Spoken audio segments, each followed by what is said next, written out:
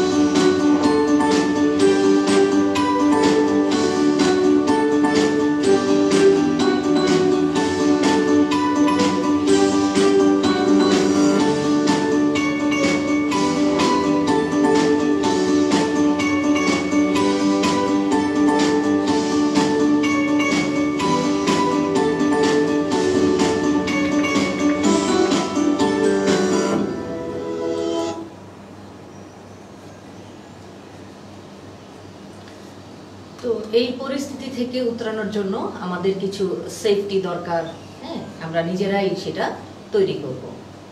তো চলো এখন আমরা আমাদের পড়ায় চলে আসি।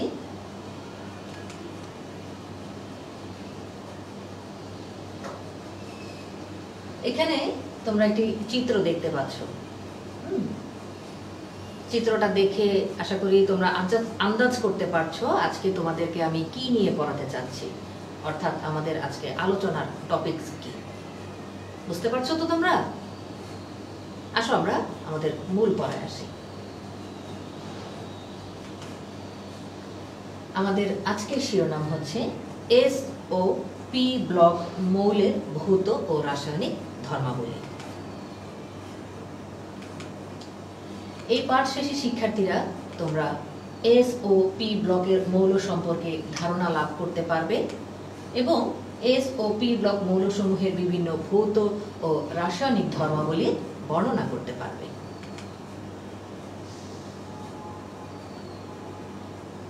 এটি হচ্ছে পর্যায় সারণী, মডার্ন পিরিয়ডিক টেবিল, অর্থাৎ আধুনিক পর্যায় সারণী। এই পর্যায় সারণীর গ্রুপ 1 এবং 2 হচ্ছে S ব্লকের মৌল, গ্রুপ 13 থেকে 18 পর্যন্ত হচ্ছে P ব্লকের মৌল, 3 থেকে 12 পর্যন্ত হচ্ছে D ব্লকের মৌল, এবং 6 এবং 7 নাম্বার পর্যায়ে আছে ল্যান্থেনাইট এবং অ্যাক্টিনাইট সিরিজ, যেগুলা আমরা F ব্লক মৌল হিসেবে জানি। তো তোমরা এর আগের ক্লাসেই হয়তো জেনেছো যে এই পর্যায় সারণীতে 7টি পর্যায় এবং 18টি গ্রুপ আছে। তো একটু খেয়াল করো শিক্ষার্থীরা যে এখানে গ্রুপগুলোকে আধুনিক অর্থাৎ বর্তমানে গ্রুপ 1 থেকে 18 পর্যন্ত নির্দেশ করা হয়েছে, তবে আগে কিন্তু রোমান সংখ্যায় এদেরকে চিহ্নিত করা হতো। তো আমি যে পিরিয়ডিক টেবিলটা এখানে দিয়েছি সেখানে দেখো গ্রুপ নাম্বারগুলোর সাথে সাথে কি আছে, আমাদের আগে যে রোমান সংখ্যায় ছিল সেগুলো কিন্তু আছে। ঠিক আছে, তাহলে তোমরা কিন্তু অবশ্যই গ্রুপ নাম্বারগুলোর সাথে আগে যেভাবে লেখা হইতো রোমান নাম্বার সহ, সেটাও তোমরা কিন্তু অবশ্যই মুখস্থ করবে। কারণ তোমাদের পরীক্ষার সময় যে উদ্দীপক তৈরি করা হয়, কখনো কোনো প্রশ্নে গ্রুপ নাম্বারগুলো 1 2 3 4 এভাবে করেও থাকে, আবার কখনো বা রোমান সংখ্যায় থাকে। তো তোমাদের জন্য কিন্তু দুইভাবেই মনে রাখাটা খুবই জরুরি। ঠিক আছে, তো আজকে আমি এস ব্লক এবং পি ব্লকের মৌলগুলো নিয়ে আলোচনা করব, অর্থাৎ গ্রুপ 1 2 এবং গ্রুপ 13 থেকে 18। ঠিক আছে,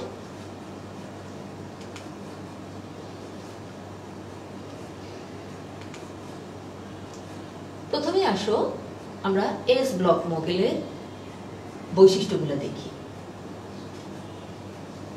এখানে আছে এস ব্লক মৌলগুলা। তো মৌলগুলার বৈশিষ্ট্য জানার আগে আসো আমরা এখানের থেকে কয়েকটা ছবি দেখি। দেখো, lithium, sodium, potassium, magnesium, calcium. আমরা কয়েকটা মৌলের ছবি দেখলাম। হিলিয়াম এবং হাইড্রোজেন, অর্থাৎ হাইড্রোজেন ও হিলিয়াম ছাড়া এরা সবাই কিন্তু ধাতু এবং খুবই কঠিন ধাতু। এরা সবাই, এদের সংখ্যা 14টি। হাইড্রোজেন ও হিলিয়াম ছাড়া এরা সবাই তাপ ও বিদ্যুৎ সুপরিবাহী। এরা আয়নিক যৌগ গঠন করে। গ্রুপ 1 এর ধাতুগুলোকে আমরা বলবো ক্ষার ধাতু এবং গ্রুপ 2 এর ধাতুগুলোকে বলবো মৃৎ ক্ষার ধাতু।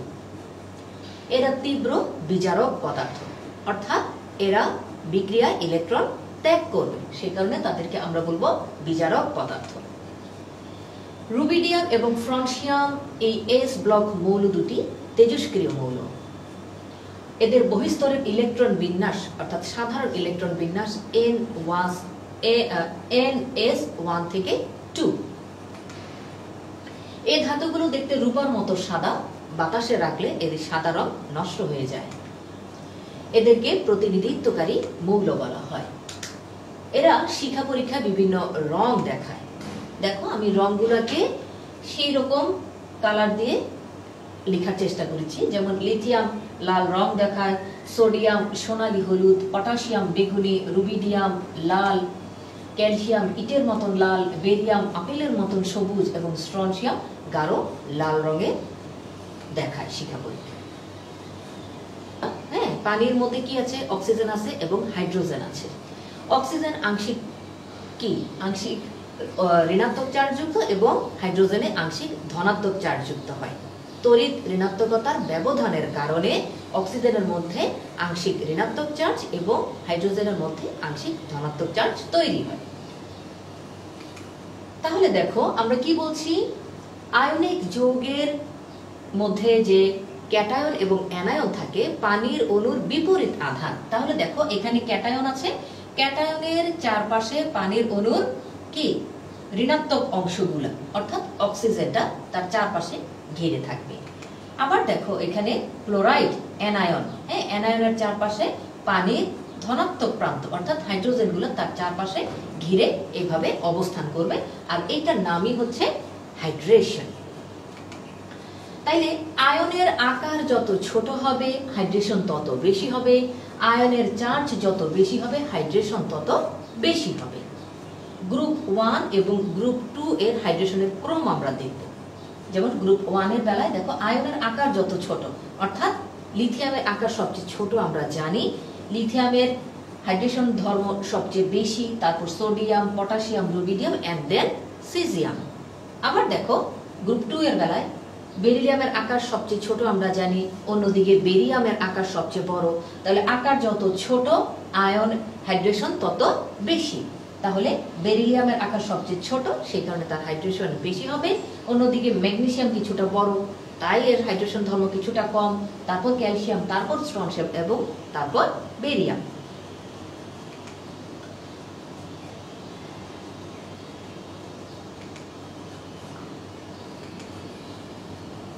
এরপর আমরা দ্রাব্যতা দেখব। গ্রুপ 2 এর কার্বনেট যৌগের দ্রাব্যতার ক্রম দেখো, আকার যত ছোট, হ্যাঁ, ক্যাটায়নগুলোর আকার যত ছোট তার দ্রাব্যতা তত বেশি। তাহলে এখানে ম্যাগনেসিয়ামের আকার ছোট, সেই কারণে ম্যাগনেসিয়ামের দ্রাব্যতা তত বেশি হবে। অন্যদিকে ক্যালসিয়ামের আকার ম্যাগনেসিয়ামের থেকে বড়, সেই কারণে তার দ্রাব্যতা কিছুটা কম হবে। এবং স্ট্রনশিয়াম এর আকার কিছুটা বড়, তারপর বেরিয়াম।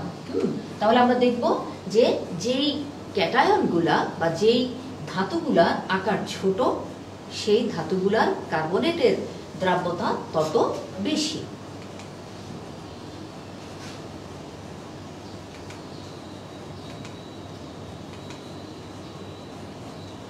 এরপর একইভাবে আমরা গ্রুপ 2 এর সালফেটের দ্রাব্যতার ক্রম দেখব। ঠিক আছে, তাই দেখো এখানেও দেখো বেরিলিয়াম সালফেট। হ্যাঁ, এখানে বেরিলিয়াম সালফেট, বেরিয়ামের আকার ছোট, তাই এর সালফেট যৌগের দ্রাব্যতা বেশি। তারপর ক্যালসিয়াম সালফেট, তারপর স্ট্রনশিয়াম এন্ড দেন বেরিয়াম সালফেটের দ্রাব্যতা। কিন্তু গ্রুপ 2 এর হাইড্রোক্সাইডের দ্রাব্যতা হয় উল্টো। যেই ক্যাটায়নের আকার যত বড় তার দ্রাব্যতা তত বেশি।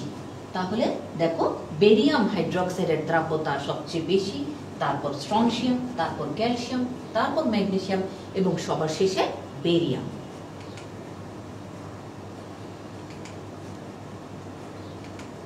এরপর আমরা দেখব হাইড্রোজেনের সাথে বিক্রিয়া, অর্থাৎ এখন আমরা রাসায়নিক ধর্মাবলী দেখব। এতক্ষণ আমরা ভৌত ধর্মাবলী দেখেছিলাম, এখন আমরা এস ব্লক মৌলগুলোর রাসায়নিক ধর্মাবলী দেখব। হাইড্রোজেনের সাথে বিক্রিয়া, যেমন সোডিয়াম হাইড্রোজেনের সাথে বিক্রিয়া করে সোডিয়াম হাইড্রাইড যৌগ উৎপন্ন করবে। ঠিক একইভাবে গ্রুপ 2 এর মৌল ক্যালসিয়াম হাইড্রোজেনের সাথে বিক্রিয়া করে ক্যালসিয়াম হাইড্রাইড যৌগ উৎপন্ন করবে। অক্সিজেনের সাথে বিক্রিয়া, অক্সিজেনের সাথে বিক্রিয়ায় সাধারণত অক্সাইড যৌগ গঠন করে। তো আমরা দেখব 3 রকমের অক্সাইড যৌগ হয়: সাধারণ অক্সাইড, পার অক্সাইড, সুপার অক্সাইড। তবে এই অক্সাইড যৌগের মধ্যে অক্সিজেনের জারণ অবস্থা কিন্তু একাধিক হয় বা ভিন্ন হয়। যেমন দেখো সাধারণ বা সুপার অক্সাইড, যেখানে তোমার অক্সিজেনের জারণ অবস্থা হয় -2। যেমন লিথিয়াম অক্সিজেনের সাথে বিক্রিয়া করে লিথিয়াম অক্সাইড যৌগ গঠন করে, সেখানে অক্সিজেনের জারণ অবস্থা -2। আবার দেখো পার অক্সাইড, ঠিক আছে, এখানে অক্সিজেনের জারণ অবস্থা হয় -1, অর্থাৎ সোডিয়াম অক্সিজেনের সাথে যুক্ত হয়ে যে যৌগটা গঠন করে সেখানে অক্সিজেনের জারণ অবস্থা -1, অর্থাৎ পার অক্সাইডে অক্সিজেনের জারণ অবস্থা -1। এরপর আসো সুপার অক্সাইড, যেমন পটাশিয়াম অক্সিজেনের সাথে বিক্রিয়া করে যে অক্সাইড যৌগ গঠন করে সেটার নাম পটাশিয়াম সুপার অক্সাইড, যেখানে অক্সিজেনের জারণ অবস্থা -1/2। তাহলে আমরা 3 রকমের অক্সাইড যৌগ দেখতে পেলাম। অধিক সক্রিয় সিজিয়াম এবং রুবিডিয়াম বায়ুর সংস্পর্শে আসা মাত্রই জ্বলজ্বল করে জ্বলে ওঠে।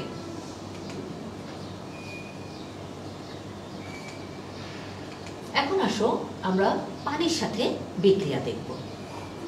সোডিয়াম পানির সাথে বিক্রিয়া করে সোডিয়াম হাইড্রোক্সাইড উৎপন্ন করে এবং সেই সাথে হাইড্রোজেন গ্যাস উৎপন্ন করে। ঠিক একইভাবে ম্যাগনেসিয়াম পানির সাথে বিক্রিয়ায় 100 ডিগ্রি সেলসিয়াস তাপমাত্রায় ম্যাগনেসিয়াম অক্সাইড এবং হাইড্রোজেন গ্যাস উৎপন্ন করে। তো এখানে একটা কথা বলে রাখি যে সোডিয়াম এতই সক্রিয় ধাতু, পানির সংস্পর্শে আসা মাত্রই বিক্রিয়া করে। তা আমরা ছোট্ট একটি ভিডিওর মাধ্যমে দেখি।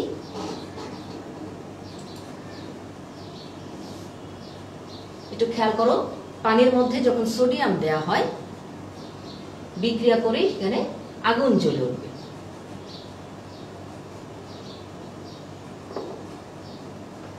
তাহলে পানির সাথে বিক্রিয়া করেই কিন্তু সাথে সাথে আগুন জ্বলে ওঠে, সেই কারণে এই বিক্রিয়াটা সহজে করা হয় না। তারপর আসো যৌগের তাপ সহনীয়তা। নাইট্রেট সমূহ গ্রুপ 1 এর ক্ষেত্রে ধাতব নাইট্রেটকে তাপ দিলে ধাতব নাইট্রাইট এবং অক্সিজেন গ্যাস উৎপন্ন হয়। ঠিক একই যেমন পটাশিয়াম নাইট্রেটকে আমরা যদি তাপ দিই তাহলে পটাশিয়াম নাইট্রাইট ও অক্সিজেন গ্যাস উৎপন্ন করবে।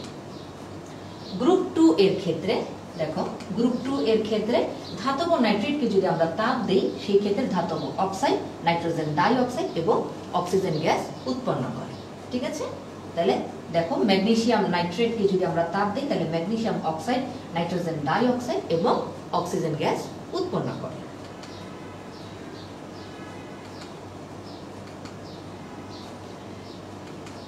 এরপর আসো কার্বনেট সমূহের তাপ সহনীয়তা আমরা দেখব। গ্রুপ 2 এর ক্ষেত্রে সকল কার্বনেট বিয়োজিত হয়। যেমন ক্যালসিয়াম কার্বনেটকে যদি আমরা তাপ দিই তাহলে ক্যালসিয়াম অক্সাইড এবং কার্বন ডাই অক্সাইড উৎপন্ন করে। কিন্তু গ্রুপ 1 এর কার্বনেট সমূহ তাপে বিয়োজিত হয় না। কেন? কারণ গ্রুপ 1 এর ক্যাটায়ন সমূহের চার্জ +1, অর্থাৎ এদের চার্জ ঘনত্ব খুবই কম। তাই এদের কার্বনেট ও অক্সাইডের ল্যাটিস এনথালপির মধ্যে তেমন কোনো পার্থক্য নেই। এই জন্য এইসব কার্বনেট বেশ তাপ সহ হয় এবং উচ্চ তাপেও এরা স্থিতিশীল থাকে। হ্যাঁ, সোডিয়াম কার্বনেট, পটাশিয়াম কার্বনেট এগুলাকে আমরা যদি তাপ দিই তাহলে এগুলা গলে যাবে, কিন্তু এগুলা বিয়োজন বা ভেঙে যাবে না।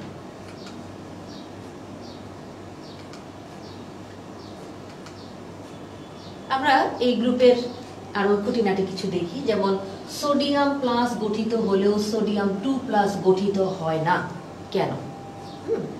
আমরা জানি সোডিয়াম একটি ইলেকট্রন ত্যাগ করে সোডিয়াম প্লাস আয়নে পরিণত হয়, কিন্তু কেন দুইটি ইলেকট্রন ত্যাগ করে সোডিয়াম 2+ আয়নে পরিণত হয় না? এর কারণ দেখো, সোডিয়াম এর স্বাভাবিক ইলেকট্রন বিন্যাস, যখন একটি ইলেকট্রন ত্যাগ করে, খেয়াল করো 3s থেকে একটি ইলেকট্রন যে 2p6 পূর্ণ অবস্থায় থাকে, অর্থাৎ যোজ্যতা স্তর 2s to 2p6 দেখো অষ্টক পূর্ণ। তো একটি ইলেকট্রন ত্যাগ করে যখন সোডিয়াম প্লাস আয়নে পরিণত হয় তখন যে শক্তি খরচ হয় সেটা হচ্ছে 500 কিলো জুল পার মোল। কিন্তু এই সোডিয়াম প্লাস অবস্থা থেকে যদি আরো একটি ইলেকট্রন ত্যাগ করে সোডিয়াম 2+ এ পরিণত হতে চায় তাহলে দেখো কত, প্রায় 4600 কিলো জুল পার মোল আয়নে, মানে কিলো জুল পার মোল শক্তির প্রয়োজন হয়। কারণ সোডিয়াম প্লাস অবস্থায় কি থাকে? অষ্টক পূর্ণ থাকে, খুবই স্থিতিশীল অবস্থা থাকে। এই স্থিতিশীল অবস্থা থেকে আরো একটা ইলেকট্রন সরাতে অনেক বেশি শক্তির প্রয়োজন হয়। এই কারণে আমরা বলতে পারি সোডিয়াম প্লাস গঠিত হলেও সোডিয়াম 2+ গঠিত হবে না। ঠিক একইভাবে কিন্তু তোমরা ক্যালসিয়ামের বেলায় বলতে পারো যে ক্যালসিয়াম 2+ গঠিত হলেও ক্যালসিয়াম 3+ গঠিত হয় না।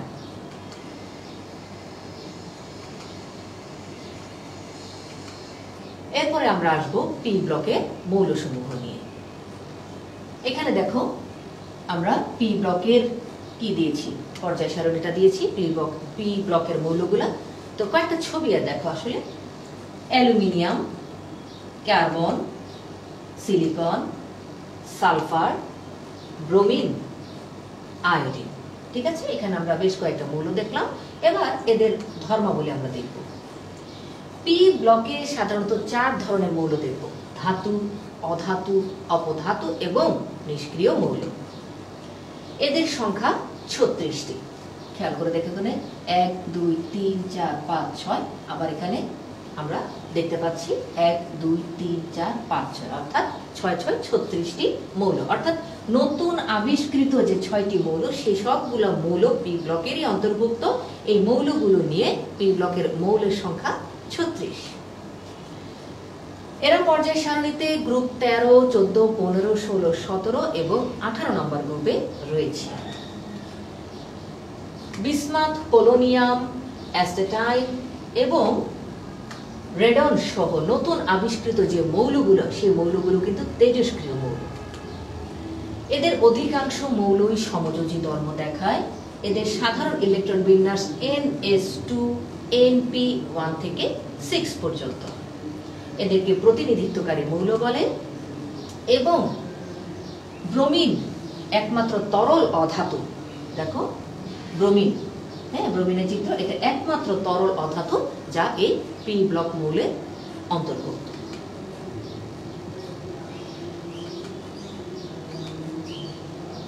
এখন আমরা পি ব্লক মৌলগুলোর রাসায়নিক ধর্ম দেখব এবং গ্রুপ 13 থেকে শুরু করে 18 পর্যন্ত আমরা ধাপে ধাপে দেখব। প্রথমে আসো গ্রুপ 13। কি আছে? এখানে আছে বোরন, যেটি হচ্ছে অধাতু। অ্যালুমিনিয়াম, গ্যালিয়াম, ইন্ডিয়াম, থেলিয়াম এরা সবাই কিন্তু ধাতু। আমি কিন্তু প্রথমেই বলেছি এই গ্রুপে আমরা বিভিন্ন ক্যাটাগরির মৌল দেখতে পারবো, ধাতু, অধাতু, অপধাতু এবং নিষ্ক্রিয়। এদের সাধারণ ইলেকট্রন বিন্যাস NS2Np1। একটু জেনে রাখো যে বেরিয়াম অক্সাইড অম্লীয় হলেও অ্যালুমিনিয়াম অক্সাইড কিন্তু উভধর্মী অক্সাইড। অর্থাৎ মৌলের অক্সাইড যদি ক্ষারধর্মী হয় তাহলে অ্যাসিডের সাথে বিক্রিয়া করে লবণ ও পানি উৎপন্ন করবে, আর মৌলের অক্সাইড যদি অম্লধর্মী হয় তাহলে সে ক্ষারের সাথে বিক্রিয়ায় লবণ ও পানি উৎপন্ন করবে। দেখো, বেরিয়াম অক্সাইড পানির সাথে বিক্রিয়া করে বোরিক অ্যাসিড উৎপন্ন করে, তো এখানে সে অম্লধর্ম দেখায়। আবার বেরিয়াম অক্সাইড যখন ক্ষারের সাথে বিক্রিয়া করে তখনও দেখো সোডিয়াম বোরেট লবণ আর পানি উৎপন্ন করে, এখানেও কিন্তু বেরিয়াম অক্সাইড অম্লধর্ম দেখায়। কিন্তু অ্যালুমিনিয়াম অক্সাইড যখন অ্যাসিডের সাথে বিক্রিয়া করে তখন সে ক্ষারধর্মী হয়ে লবণ ও পানি উৎপন্ন করে। আবার যখন দেখো যখন অম্লধর্ম দেখায় তখন ক্ষারের সাথে বিক্রিয়া করে সোডিয়াম অ্যালুমিনেট লবণ উৎপন্ন করে। তাহলে আমরা এখান থেকে কি বুঝলাম যে বেরিয়াম অক্সাইড অম্লধর্মী হলেও অ্যালুমিনিয়াম অক্সাইড কিন্তু উভধর্মী অক্সাইড।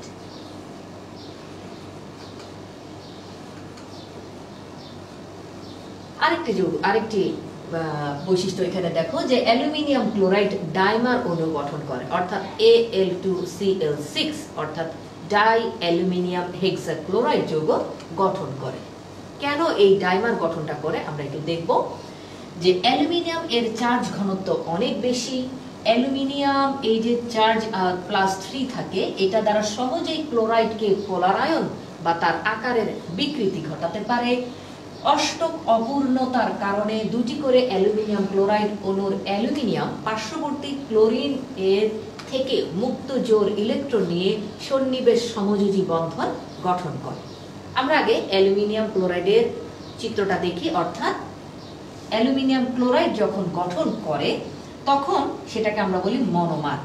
তো অ্যালুমিনিয়ামের ইলেকট্রন বিন্যাস করলে দেখা যায় তার শেষ কক্ষপথে 3টি বিজোড় ইলেকট্রন থাকে, সেই কারণে সে 3টি ক্লোরিনের সাথে যুক্ত হয়ে অ্যালুমিনিয়াম ট্রাইক্লোরাইড গঠন করে। তো গঠন করার পরেও কিন্তু তার অষ্টক পূরণ হয় না, অর্থাৎ তার 3pz অরবিটাল ইলেকট্রন শূন্য থাকে। সেই কারণে দুইটা অ্যালুমিনিয়াম ক্লোরাইডের অণু যখন এভাবে পাশাপাশি আসে তখন পার্শ্ববর্তী অ্যালুমিনিয়াম ক্লোরাইডের ক্লোরিন এর মুক্ত জোর ইলেকট্রন কি অ্যালুমিনিয়াম গ্রহণ করে সন্নিবেশ সমযোজী বন্ধনের মাধ্যমে এরকম ভাবে ডাইমার অণু গঠন করে। তাহলে ঠিক একইভাবে একই গ্রুপের মৌল বোরন, ঠিক আছে, একই গ্রুপের মৌল বোরন একইভাবে ফ্লোরিনের থেকে মুক্ত জোর ইলেকট্রন নিয়ে এরকম ভাবে বোরন ডাইবোরন হেক্সাফ্লোরাইড এই ডাইমার অণুটা গঠন করতে পারে।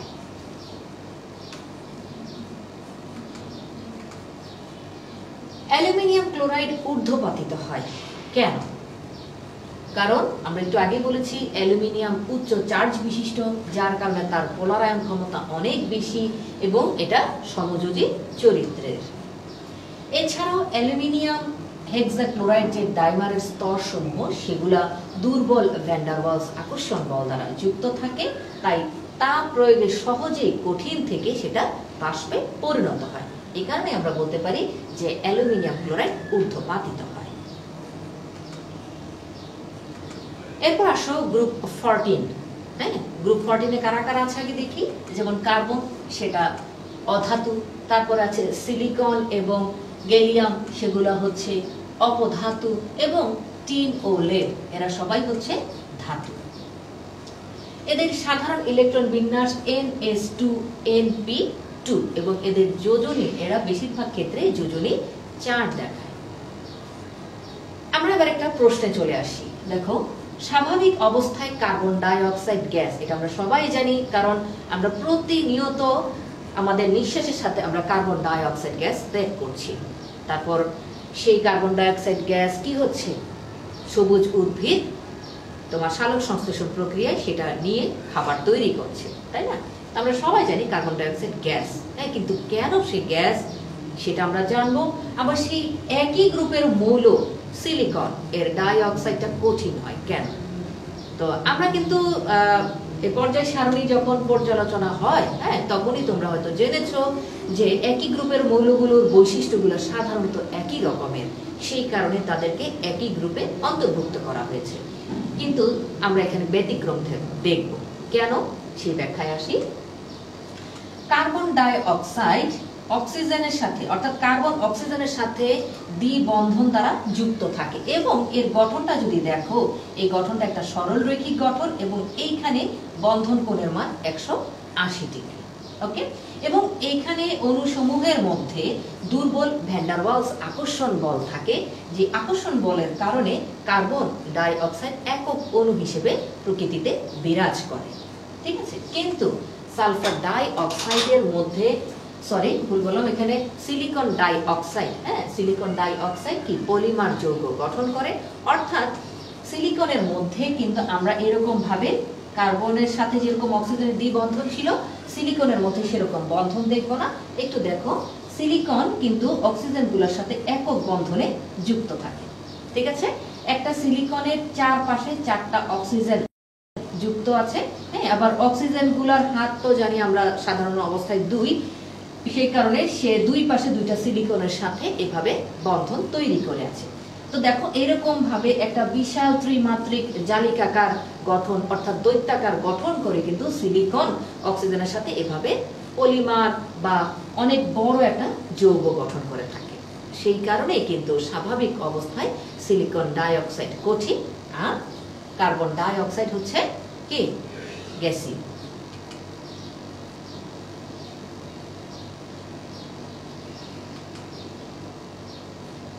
এরপর আমরা দেখব কার্বন।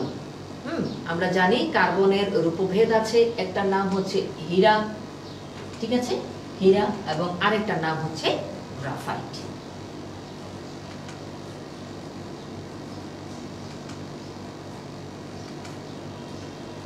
তারপরে দেখো, কার্বন টেট্রাক্লোরাইড আর্দ্র বিশ্লেষিত হয় না, কিন্তু সিলিকন টেট্রাক্লোরাইড আর্দ্র বিশ্লেষিত হয়। দেখো, কার্বন টেট্রাক্লোরাইড কেন আর্দ্র বিশ্লেষিত হয় না সেটা আমরা দেখব। কারণ কার্বনের ইলেকট্রন বিন্যাস করলে আমরা দেখতে পাই তার মধ্যে কোনো ডি অরবিটাল নাই। আর্দ্র বিশ্লেষণ কখন হয়? যখন তোমার ফাঁকা ডি অরবিটাল থাকে, তখন দেখা যাচ্ছে তার ডি অরবিটাল ব্যবহার করে পানির সাথে বিক্রিয়া করে। তো কার্বন এমনি তার যোজনী 4 দেখানোর কারণে সে 4টা ক্লোরিনের সাথে যুক্ত হয়ে কার্বন টেট্রাক্লোরাইড গঠন করেছে। তো তার ফাঁকা ডি অরবিটাল না থাকার কারণে সে কিন্তু পানির সাথে কোনো রকমের বিক্রিয়া করবে না। কিন্তু একই গ্রুপের মৌল সিলিকন ক্লোরিনের সাথে যুক্ত হয়ে সিলিকন টেট্রাক্লোরাইড গঠন করলেও সে আর্দ্র বিশ্লেষিত হয়। এর কারণ কি? তার মধ্যে তৃতীয় শক্তি স্তর আছে, যেটা শেষ শক্তি স্তর, এবং এই তৃতীয় শক্তি স্তরে ডি অরবিটাল আছে, যদিও ডি অরবিটালটি ফাঁকা। তাহলে পানির সাথে বিক্রিয়া করে সিলিসিক অ্যাসিড উৎপন্ন করে। তো আমরা একটা বিক্রিয়ার মাধ্যমে আমরা দেখব। দেখো, সিলিকন টেট্রাক্লোরাইড যখন পানির সাথে বিক্রিয়া করে, পানির মধ্যে থাকা যে অক্সিজেনের মুক্ত অণুগুলা, মুক্ত জোড় ইলেকট্রন সিলিকনের কি ফাঁকা ডি অরবিটাল ব্যবহার করে। তো ব্যবহার করলে সেখানে কি হয়? পানির একটি হাইড্রোজেন একটা ক্লোরিন HCl হয়ে বের হয়ে যাবে, অর্থাৎ হাইড্রোক্লোরিক অ্যাসিড হয়ে বের হয়ে যাবে, এবং ওই জায়গায় একটা OH অর্থাৎ হাইড্রোক্সিল মূলক ঢুকবে। তাহলে এইটা হচ্ছে এক ধাপের বিক্রিয়া। তো এখানে আরো 3টা ক্লোরিন আছে, 3টা ক্লোরিনকে যদি আমরা সরাতে চাই তাহলে কি করতে হবে? আরো 3 অণু পানির সাথে বিক্রিয়া ঘটাতে হবে। তাহলে তখন আর যে বাকি 3টা ক্লোরিন ছিল, সেই 3টা ক্লোরিনের জায়গায় 3টা OH মূলক ঢুকে যাবে। এরপর আসি আমরা গ্রুপ 15। গ্রুপ 15 এ কে কে আছে আগে দেখো। যেমন নাইট্রোজেন অধাতু, ফসফরাস, আর্সেনিক এরা হচ্ছে অপধাতু, এবং অ্যান্টিমনি, বিসমাথ এরা হচ্ছে ধাতু। এই গ্রুপ 15 এর এই মৌলগুলোকে আমরা বলবো নিকোজেন, অর্থাৎ এরা শ্বাসরুদ্ধকর অবস্থা অর্থাৎ সাফোকেশন তৈরি করে। আমরা এবার রাসায়নিক ধর্মাবলীর মধ্যে একটু দেখি যে নিষ্ক্রিয় মাধ্যম হিসেবে নাইট্রোজেনকে ব্যবহার করি কেন। কারণ নাইট্রোজেনের ইলেকট্রন বিন্যাস থেকে দেখতে পাচ্ছি যে তার পি অরবিটালটা অর্ধপূর্ণ হওয়ার কারণে এটা অধিক স্থিতিশীল, এবং দ্বিপরমাণু নাইট্রোজেন গঠিত হয় শক্তিশালী ত্রিবন্ধনের মাধ্যমে, যে ত্রিবন্ধনকে ভাঙতে প্রায় 3000 ডিগ্রি সেলসিয়াস তাপমাত্রা লাগে। সেই কারণে নাইট্রোজেন নিষ্ক্রিয় মাধ্যম হিসেবে ব্যবহৃত হয়। আরেকটি প্রশ্ন দেখো, একই গ্রুপের মৌল ফসফরাস হাইড্রোজেনের সাথে যুক্ত হয়ে ফসফিন গঠন করে। এই ফসফিন অপেক্ষা অ্যামোনিয়া তীব্র ক্ষারধর্মী। এর কারণ কি? এর কারণ নাইট্রোজেনের তড়িৎ ঋণাত্মকতার মান ফসফরাস অপেক্ষা অনেক বেশি। দেখো, নাইট্রোজেনের তড়িৎ ঋণাত্মকতা 3 এবং ফসফরাসের তড়িৎ ঋণাত্মকতার মান কত? 2.1, নাইট্রোজেনের থেকে বেশি। এই বেশি হওয়ার কারণে নাইট্রোজেন যখন হাইড্রোজেনের সাথে যুক্ত হয়ে সমযোজী বন্ধন গঠন করে, তখন বন্ধনের ইলেকট্রন যুগল নাইট্রোজেনের কাছাকাছি চলে আসে অধিক তড়িৎ ঋণাত্মকতার কারণে। কিন্তু ফসফরাসের তড়িৎ ঋণাত্মকতার মান 2.1, আবার হাইড্রোজেনের তড়িৎ ঋণাত্মকতার মান 2.1, যে কারণে বন্ধনের ইলেকট্রন যুগল মাঝ বরাবর থাকে। ঠিক আছে? তো নাইট্রোজেনের যেহেতু তড়িৎ ঋণাত্মকতার মান বেশি এবং বন্ধনের ইলেকট্রন যুগল তার কাছাকাছি চলে আসে, সেই কারণে নাইট্রোজেনের নেট ইলেকট্রনের চার্জ ঘনত্ব অনেক বেশি হয়ে যায়। সেই কারণে সে খুব সহজেই প্রোটন গ্রহণ করতে পারে অথবা এক জোড়া ইলেকট্রন গ্রহণ করতে পারে। ঠিক আছে? সেই কারণে এখানে অ্যামোনিয়া এই যৌগটা অধিক বা তীব্র ক্ষারধর্মী। তারপর দেখো, নাইট্রোজেন পেন্টাক্লোরাইড গঠিত হয় না, কিন্তু ফসফরাসের পেন্টাক্লোরাইড গঠিত হয়। আমরা এটার ইলেকট্রন বিন্যাস থেকে দেখব যে অধাতুর শেষ কক্ষপথের বিজোড় ইলেকট্রন সংখ্যাই কিন্তু তার যোজনীকে নির্দেশ করে। যেমন দেখো, নাইট্রোজেনের পি অরবিটালে 3টা বিজোড় ইলেকট্রন আছে, এই 3টাই কিন্তু তার যোজনী নির্দেশ করে।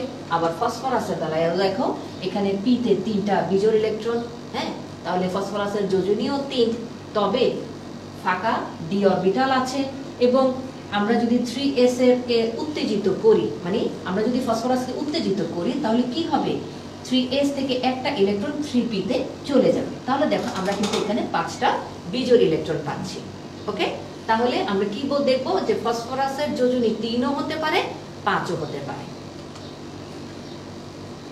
তাহলে আমরা যৌগগুলো একটু দেখি যে নাইট্রোজেনের 3টা বিজোড় ইলেকট্রন থাকার কারণে নাইট্রোজেন ট্রাইক্লোরাইড গঠন করে, কিন্তু ফসফরাসের কি একবার আমরা দেখব 3টা বিজোড় ইলেকট্রন, যেটা দিয়ে ফসফরাস ট্রাইক্লোরাইড, এবং আবার আমরা কি দেখতে পাচ্ছি? উত্তেজিত করলে 5টা বিজোড় ইলেকট্রন, সেই কারণে ফসফরাস পেন্টাক্লোরাইড গঠন করতে পারে। এরপর আসো গ্রুপ 16, কারা কারা আছে আগে আমরা একটু দেখি। যেমন অক্সিজেন, সালফার, এরা হচ্ছে অধাতু, সেলেনিয়াম অপধাতু, এবং টেলুরিয়াম ও পোলোনিয়াম এরা সবাই হচ্ছে ধাতু।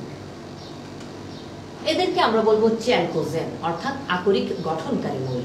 অর্থাৎ এই গ্রুপের মৌলগুলা আকরিক গঠন করে। অক্সিজেনের যোজনী স্থির থাকলেও সালফার পরিবর্তনশীল যোজনী দেখায়। কিভাবে দেখায় আমরা সেটা দেখব। যেমন অধাতুর শেষ কক্ষপথের বিজোড় ইলেকট্রনই কিন্তু তার যোজনী নির্দেশ করে। প্রথমে আসো অক্সিজেন। অক্সিজেনের ইলেকট্রন বিন্যাস থেকে আমরা দেখতে পাচ্ছি 2p তে 2টা বিজোড় ইলেকট্রন আছে, সেই কারণে কিন্তু ওর যোজনী 2 দেখায়। অর্থাৎ হাইড্রোজেনের সাথে যখন অক্সিজেন যুক্ত হয় তখন সে পানি গঠন করে এবং পানিতে অক্সিজেনের যোজনী 2। এরপরে সালফারের ইলেকট্রন বিন্যাস থেকেও কিন্তু আমরা কি দেখতে পাই? দেখো যে সালফারও কিন্তু 2টা বিজোড় ইলেকট্রন। এই 2টা বিজোড় ইলেকট্রনের কারণে সে যখন হাইড্রোজেনের সাথে যুক্ত হয় তখন কি H2S অর্থাৎ হাইড্রোজেন সালফাইড উৎপন্ন করে। তবে ওর যে শেষ কক্ষপথ সেখানে 3d অরবিটাল থাকে, সেই কারণে আমরা যদি এই সালফারকে উত্তেজিত করি তাহলে কি হবে? 3p থেকে একটি ইলেকট্রন 3d তে স্থানান্তরিত হবে। তখন আমরা 4টা বিজোড় ইলেকট্রন দেখতে পাই। অর্থাৎ এই অবস্থাতে সালফার যোজনী 4 দেখাবে। ঠিক আছে? তখন সালফার ডাইঅক্সাইড যে যৌগটা গঠন করে সেখানে আমরা সালফারের যোজনী 4 দেখতে পাই। আবার দেখো 3s এর মধ্যেও যে 2টা ইলেকট্রন আছে সেখানে আমরা যদি এটাকে আবার উত্তেজিত করি তাহলে 3s থেকে আরেকটা ইলেকট্রন 3d তে চলে যাবে। ওকে, তাহলে এখন আমরা কিন্তু যোজনী 6 দেখতে পাচ্ছি। তাহলে আমরা কি বলবো যে এই অবস্থায় সালফারের যোজনী 6। ওকে, তাহলে দেখো সালফারের যোজনী 2, 4 এবং 6 আমরা দেখলাম, এবং সালফার ট্রাই অক্সাইড যৌগের মধ্যে আমরা সালফারের যোজনী 6 দেখতে পাবো। ওকে, তাহলে আমরা বুঝতে পারছি যে সালফার পরিবর্তনশীল যোজনী দেখায়। এরপর আসো গ্রুপ 17 মৌল। প্রথম আগে দেখো কারা কারা আছে, ফ্লোরিন, ক্লোরিন, ব্রোমিন, আয়োডিন এবং অ্যাসিটাইন। যেখানে ফ্লোরিন আর ক্লোরিন এরা হচ্ছে গ্যাসীয়, ব্রোমিন হচ্ছে তরল এবং আয়োডিন ও অ্যাসিটাইন হচ্ছে কঠিন। এদেরকে আমরা হ্যালোজেন বলি। হ্যালোজেন মানে কি? হ্যালোজেন হচ্ছে সামুদ্রিক লবণ উৎপাদক। ওকে, অর্থাৎ এরা লবণ উৎপন্ন করে, সামুদ্রিক লবণ উৎপাদক। হ্যালোজেনের হাইড্রাসিড, আমরা যদি গ্রুপ বরাবর একটু চিন্তা করি, ফ্লোরিন হচ্ছে সবার উপরে থাকে গ্রুপের, তারপরে ক্লোরিন, তারপরে ব্রোমিন, তারপরে আয়োডিন, তারপরে অ্যাসিটাইন। অর্থাৎ আকারের কথা যদি আমরা চিন্তা করি, ফ্লোরিনের আকার সবচেয়ে ছোট আর ওদিকে অ্যাসিটাইনের আকার সবচেয়ে বড়। কিন্তু এরা যখন হাইড্রোজেনের সাথে যুক্ত হয়ে হাইড্রাসিড গঠন করে, তখন আমরা দেখব হাইড্রোজেন আয়োডাইড, এই অর্থাৎ হাইড্রো আয়োডিক অ্যাসিড এর সক্রিয়তা সবচেয়ে বেশি। তারপর হাইড্রোব্রোমিক অ্যাসিড, তারপর হাইড্রোক্লোরিক এবং তারপর হাইড্রোফ্লোরিক অ্যাসিড। কেন? কারণ এখানে দেখো আকারের অসমতা, বন্ধনের পীড়ন বাড়ে এবং বন্ধন ভেঙে যায়। অর্থাৎ দেখো এখানে এই আয়োডিনের আকার এত বড়, বড় হওয়ার কারণে দেখা যাচ্ছে হাইড্রোজেনকে সে খুব সহজেই প্রোটন হিসেবে ত্যাগ করে দিতে পারে। আর আমরা কি জানি, যে অ্যাসিড যত সহজে প্রোটনকে ত্যাগ করতে পারে তাকে আমরা বলবো তীব্র অ্যাসিড। ঠিক আছে, সেই কারণে হাইড্রো আয়োডিক অ্যাসিড তীব্র অ্যাসিড। অন্যদিকে হাইড্রোফ্লোরিক অ্যাসিডে দেখো তাদের আকার প্রায় সমান এবং ফ্লোরিনের তড়িৎ ঋণাত্মকতা সবচেয়ে বেশি, এবং বেশি হওয়ার কারণে হাইড্রোজেনের সাথে সে যে বন্ধন গঠন করে, বন্ধনের ইলেকট্রন যুগল তার নিজের কাছে নিয়ে নেয় এবং হাইড্রোজেনের সাথে সে সমযোজী বন্ধন গঠন করতে পারে। এবং একটি হাইড্রোজেন ফ্লোরাইড আরেকটি হাইড্রোজেন ফ্লোরাইডের সাথে হাইড্রোজেন বন্ধনের গঠনের মাধ্যমে দেখা যাচ্ছে অণুগুলো পরপর পরপর সাজানো থাকে এবং এরা সহজেই হাইড্রোজেনকে ত্যাগ করে না। তাহলে আমরা বুঝলাম যে হাইড্রো আয়োডিক অ্যাসিডের তীব্রতা সবচেয়ে বেশি, তারপর হাইড্রোব্রোমিক অ্যাসিড, তারপর হাইড্রোক্লোরিক অ্যাসিড এবং তারপর হাইড্রোফ্লোরিক অ্যাসিড। এরপর আসো গ্রুপ 18। কি কি আছে? হিলিয়াম, নিয়ন, আর্গন, ক্রিপ্টন, জেনন এবং রেডন। এদেরকে আমরা কি বলবো? এদেরকে বলবো আমরা নিষ্ক্রিয় গ্যাস, বিরল গ্যাস অথবা অভিজাত গ্যাস। ঠিক আছে, এদের সাধারণ ইলেকট্রন বিন্যাস ns2np6। তো আমরা তো বলছি এরা নিষ্ক্রিয়। কেন এরা নিষ্ক্রিয়? কারণ এদের ইলেকট্রন বিন্যাস সর্বাধিক স্থিতিশীল এবং ইলেকট্রনের প্রতি এদের আসক্তির মান 0, সেই কারণেই কিন্তু এরা নিষ্ক্রিয়। কিন্তু তারপরেও কিন্তু কিছুটা ব্যতিক্রম আছে। যেমন এই গ্রুপের মৌল যে রেডন, সেটা কিন্তু একটা তেজস্ক্রিয় মৌল। আবার এখানে যে জেনন আছে, এই জেনন যখন তীব্র সক্রিয় অধাতু অর্থাৎ তীব্র তড়িৎ ঋণাত্মক মৌল ফ্লোরিনের সংস্পর্শে আসে, তখন কিন্তু কি সে আর কি থাকতে পারে না, নিষ্ক্রিয় থাকতে পারে না। সে ফ্লোরিনের সাথে যুক্ত হয়ে একাধিক যৌগ গঠন করে। যেমন আমরা জানি যে তাদের ইলেকট্রন বিন্যাসে ps অরবিটাল এবং p অরবিটাল পূর্ণ অর্থাৎ অষ্টক পূর্ণ, কিন্তু তাদের মধ্যে d অরবিটাল থাকে। সেই d অরবিটালের ফাঁকা থাকে, সেই অষ্টকটাকে তারা কি করতে পারে? সম্প্রসারণ করতে পারে। অর্থাৎ আমরা যদি জেননকে উত্তেজিত করি, তাহলে তার এক জোড়া ইলেকট্রন কি হয়ে যাবে? তোমার অষ্টক সম্প্রসারণের মাধ্যমে সেটা ভেঙে যাবে, ভেঙে দুইটা হাত করবে, যেখানে দুইটা ফ্লোরিন এসে যুক্ত হবে। ঠিক একই ভাবে আমরা যদি এখানে এখানে আমরা যদি জেননকে আবার উত্তেজিত করি, তাহলে তার আরেকটা অরবিটালের ইলেকট্রন যুগল, জোড়া ইলেকট্রন, সেটা কি হয়ে যাবে? ভেঙে বিজোড় ইলেকট্রনের সংখ্যা আরো বেড়ে যাবে। তখন জেনন 4টা ফ্লোরিনের সাথে বিক্রিয়া করে সমতুল্য বর্গাকার গঠন করবে। ঠিক একই ভাবে আমরা যদি আরেকটা পি ইলেকট্রন, জোড়া ইলেকট্রন গুলাকে যদি উত্তেজিত করি, তাহলে সেখানে ভেঙে আরো দুইটা বিজোড় ইলেকট্রনের সংখ্যা হবে, তখন আরো দুইটা ফ্লোরিন এসে যুক্ত হবে। এভাবে জেনন হেক্সাফ্লোরাইড যৌগ গঠন করবে। তো এখানে জেনন ডাইফ্লোরাইডের আকারটা হচ্ছে সরল রৈখিক জ্যামিতিক আকৃতি, জেনন টেট্রাফ্লোরাইডের জ্যামিতিক আকৃতি হচ্ছে সমতলীয় বর্গাকার এবং জেনন হেক্সাফ্লোরাইডের জ্যামিতিক আকৃতি হচ্ছে পঞ্চকোণীয় দ্বিপিরামিডীয়। ওকে, তো শিক্ষার্থীরা তোমরা ভালো থাকো। আজকে এখানে আমি শেষ করছি। এতক্ষণ তোমরা আমার সাথে ছিলে। হ্যাঁ, তোমাদেরকে ধন্যবাদ।